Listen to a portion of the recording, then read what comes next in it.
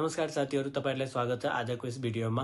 के तपाई पनि प्लस 2 अथवा ब्याचलर गरेर कतै कुनै अफिसमा एज एन प्रोफेसनल एकाउन्टेन्ट काम गर्न चाहनुहुन्छ, तर तपाईहरुलाई केही आइडिया छैन कि कसरी गर्ने र कसरी सुरुवात गर्ने र कहाँबाट स्टार्ट गर्ने केही आइडिया छैन भने यो भिडियो तपाईकै लागि छ र भिडियोलाई अन्तिमसम्म हेरिदिनु होला।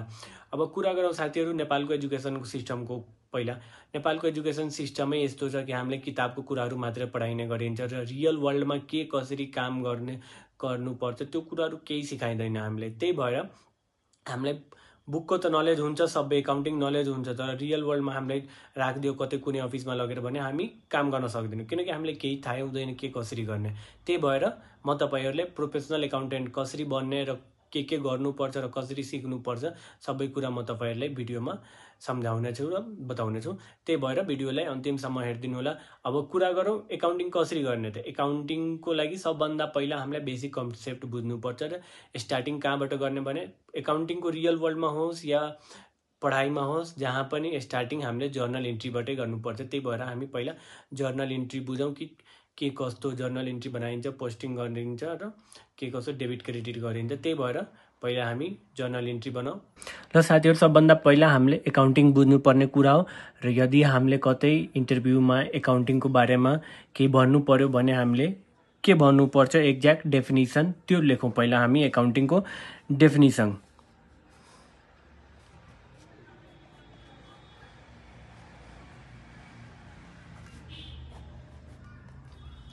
एकाउन्टिङको डेफिनिसन लेख्दा चाहिँ हामीले accounting is the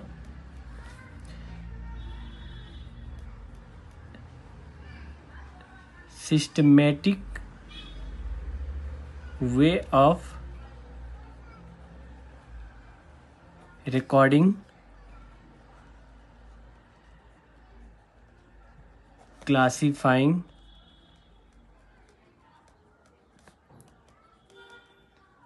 summarizing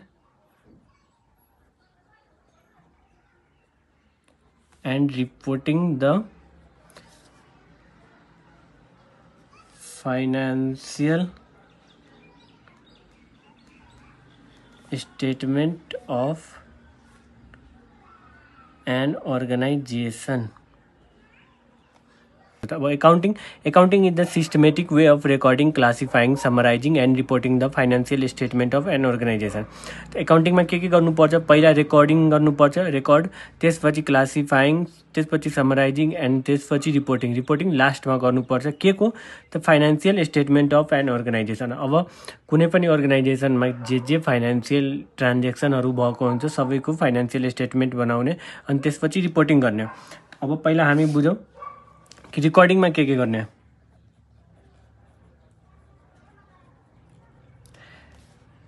एकाउन्टिङको सुरुवातै यहाँबाट हुन्छ, स्टार्ट यहीँबाट हुन्छ रेकर्डिङबाट। त रेकर्डिङमा हामीले जर्नल एन्ट्रिज गर्ने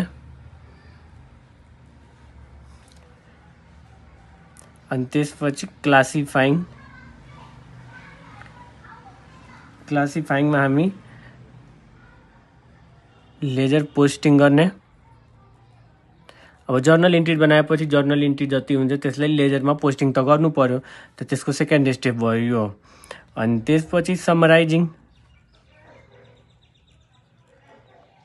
समराइजिङमा ट्रायल ब्यालेन्स गर्नु पर्यो अनि लास्टमा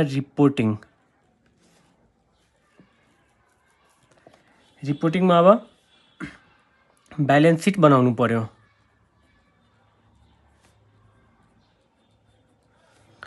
अनि क्याश फ्लो स्टेटमेन्ट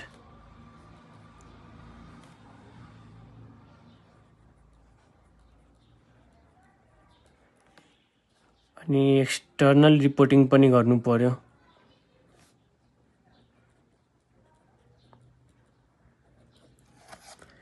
अब स्टार्टिङमा रेकर्डिङ गर्नु पर्यो, जर्नल इन्ट्रीबाट स्टार्ट हुन्छ रेकर्डिङ। त्यसपछि क्लासिफाइङमा जुन जर्नल इन्ट्री हामीले गरेको हुन्छ त्यसलाई लेजर पोस्टिङ गर्ने अनि लेजर पोस्टिङ गरेपछि लेजरमा जे जति एकाउन्ट हामीले खोलेको छौँ सबैलाई ट्रायल ब्यालेन्समा हाल्ने अनि त्यसपछि ट्रायल ब्यालेन्सबाट ब्यालेन्स सिट हामी बनाउने गरिन्छौँ। अनि ब्यालेन्स सिटबाट कति प्रफिट भयो कम्पनीलाई, कति लस भयो, के कस्तो जति भयो सबै यही ब्यालेन्स सिटबाट थाहा हुन्छ। अनि त्यसपछि लास्टमा एक्सटर्नल रिपोर्टिङ पनि गर्नुपर्छ। अब यो त भयो हामीले बुझ्ने कुरा स्टार्टिङमा। अब हामी बुझौँ कि एकाउन्ट कतिवटा टाइप्सको हुन्छ। अब जर्नल इन्ट्री बनाउनलाई पहिला एकाउन्ट बुझ्नु पर्यो कि कति टाइपको एकाउन्ट हुन्छ।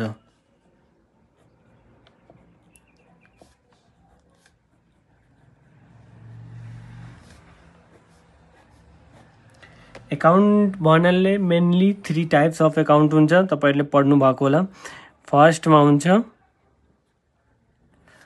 पर्सनल एकाउन्ट, त्यसपछि आउँछ रियल एकाउन्ट, थर्डमा आउँछ नोमिनल एकाउन्ट। फर्स्टमा हामी पर्सनल एकाउन्टको बुझौँ।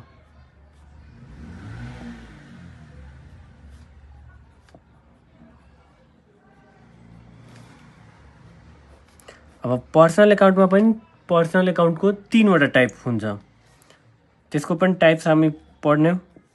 अब पर्सनल एकाउन्ट पहिला हामी बुझौँ कि कसलाई भनिन्छ। अब पर्सनल एकाउन्ट केही मानिस अथवा केही अर्गनाइजेसन अफिससँग रिलेटेड एकाउन्टलाई पर्सनल एकाउन्ट भनिन्छ। अब जस्तो कुनै मान्छेको नाममा एकाउन्ट छ त्यसलाई पर्सनल एकाउन्टमा लेख्ने गरिन्छ। त्यसपछि कुनै अफिसको नाममा एकाउन्ट छ, कुनै अफिस रिलेटेड कुनै इन्डस्ट्री कुनै अर्गनाइजेसन त्यस्ता एकाउन्टहरू छ भने त्यो सबै पर्सनल एकाउन्टमा आउँछ। अब पर्सनल एकाउन्टमा पहिला आउँछ नेचुरल पर्सन।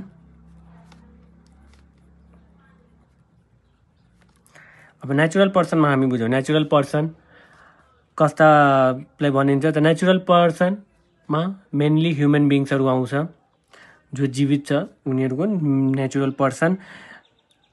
त्यस्ता ह्युमन बिङ्स अब जस्तो यसमा एक्जाम्पल लिउँ हामी, राम एकाउन्ट भयो, श्याम एकाउन्ट भयो,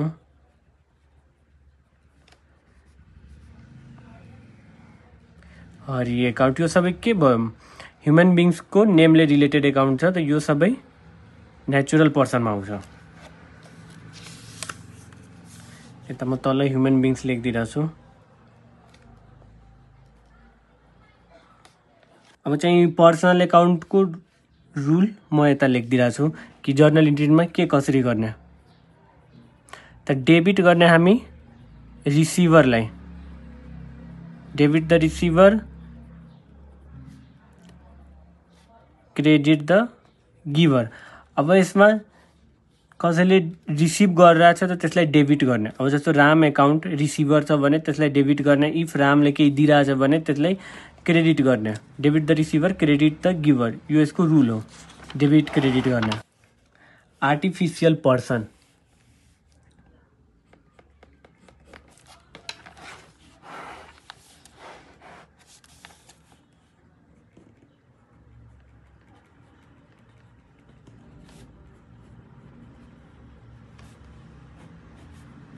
आर्टिफिसियल पर्सन। अब यो नामले नै थाहा भइसकेकोलाई के छ आर्टिफिसियल पर्सन। अब आर्टिफिसियल पर्सन भन्नाले हामी यस्तो बुझ्न सक्छौँ कि म्यान मेड, मतलब जसलाई मानिसले बनाएको छ त्यो भयो आर्टिफिसियल पर्सन। त यसमा आउँछ कम्पनी, अफिस, अर्गनाइजेसन,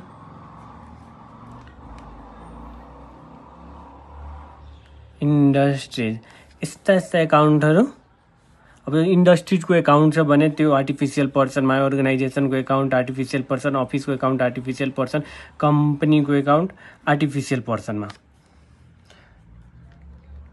अब थर्डमा रिप्रेजेन्टेटिभ,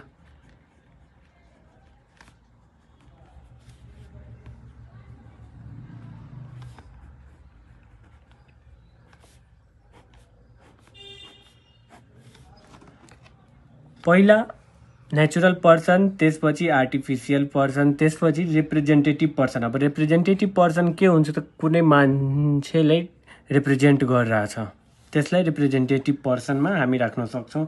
अब यसमा हुन्छ डेब्टर, क्रेडिटर। अब डेब्टर भन्नाले जसलाई हामी उधारोमा केही गुड्स दिन्छौँ, सामान दिन्छौँ, सेल गरेको हुन्छौँ, त्यसलाई डेब्टर भन्छ। अनि क्रेडिटर जोबाट हामी उधारोमा सामान लिएको हुन्छौँ त्यसलाई क्रेडिटर भन्ने।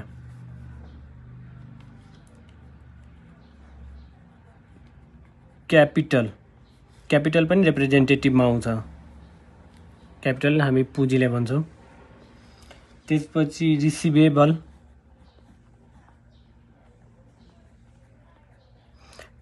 हुन्छ, पेबेबल हुन्छ। यो यति रिप्रेजेन्टेटिभमा आउँछ, रिप्रेजेन्टेटिभ पर्सनमा।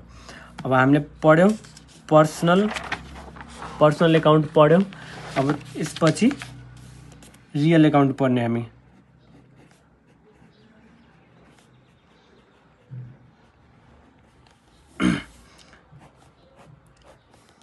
अब रियल एकाउन्ट कसलाई भनिन्छ? यस्ता वस्तु, यस्तो एकाउन्ट जसलाई हामीले रियलमा हेर्न सकिन्छ। अब रियलमा हेर्न सकिन्छ जसो के हुन सक्छ? क्यासलाई हामी रियलमा हेर्न सक्छौँ। गुड्स अफिसमा किनबेच भइरहेछ त्यो हामीले रियलमा हेर्न सक्छौँ।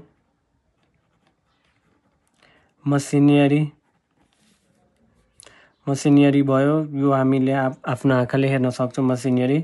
त्यसपछि फर्निचर, ल्यान्ड भयो, बिल्डिङ,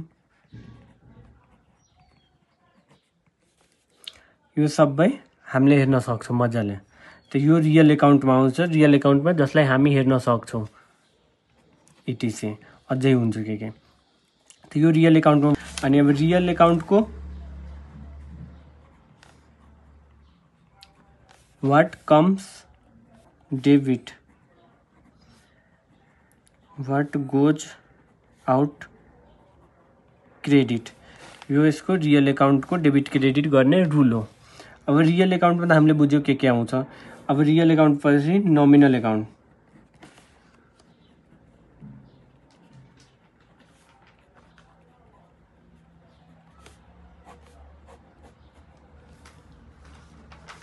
अब नोमिनल एकाउन्टमा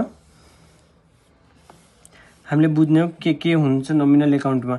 अब नोमिनल एकाउन्टमा जसलाई हामी हेर्न सक्दैनौँ, अब त्यो खर्च पनि हुनसक्छ, इन्कम पनि हुनसक्छ, जसलाई हामीले एक्ज्याक्ट वास्तविकमा हेर्न सक्दैनौँ। अब जस्तो म इक्जाम्पल रेन्ट। अब रेन्टलाई हामीले हेर्न सक्दैनौँ। Salary, wages,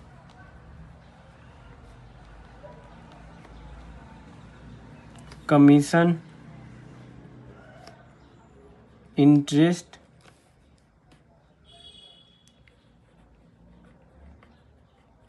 stationery expense,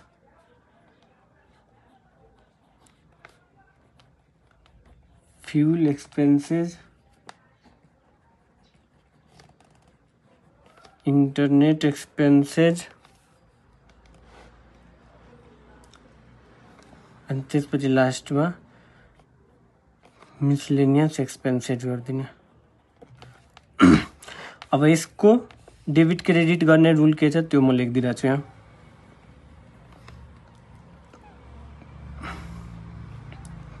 all expenses and losses are debited.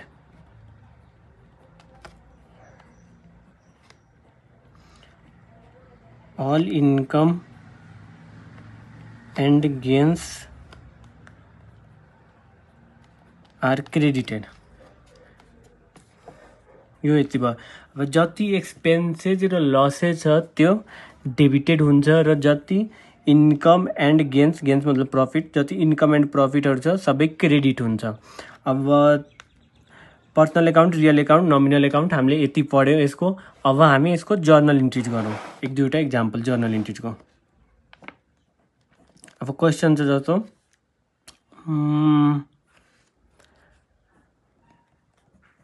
Goods sold to Ram.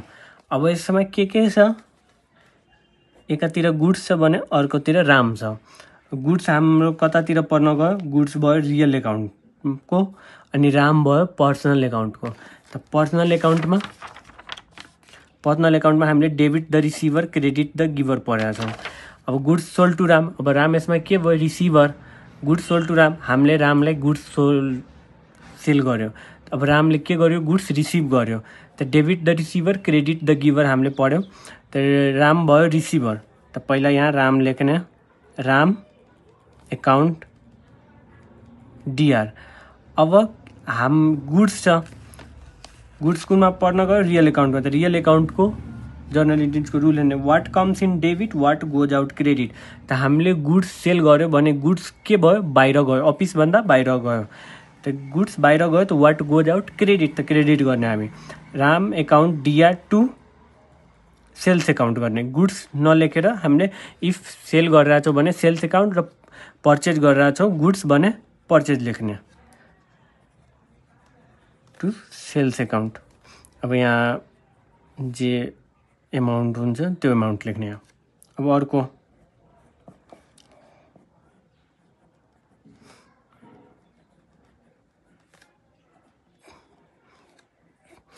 Paid salary to Hari.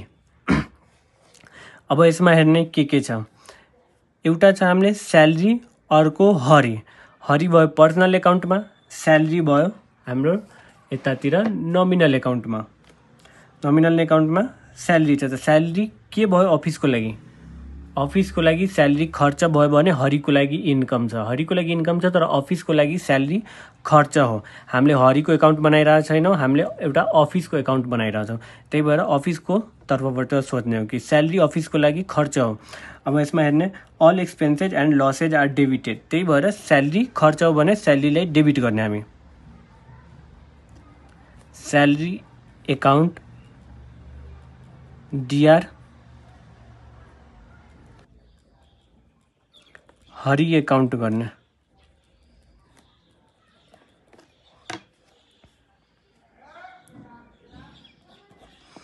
अब 3 नम्बरमा हामी अब पर्चेज गुड्स वर्थ आरएस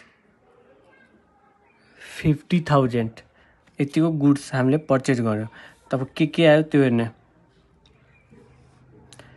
तो गुड्स पर्चेज गर्यो तो गुड्स आयो तो वाट कम्स इन डेबिट। तो त्यसको लागि हामीले पर्चेज एकाउन्ट डिआर गर्ने। अनि अब यहाँ केही लेखेको छैन, ब्याङ्क थ्रु गर्यो कि केले गर्यो त भने यहाँ बुझ्ने हामीले कि क्यासमै किनेछौँ। तो purchase account Dr to cash account गर्ने। यहाँ 50,000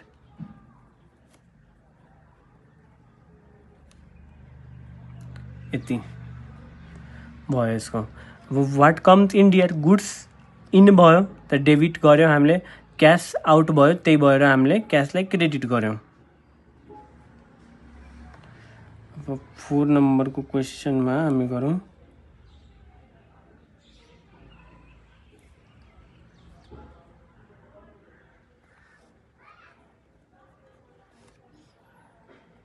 सोल्ड फर्निचर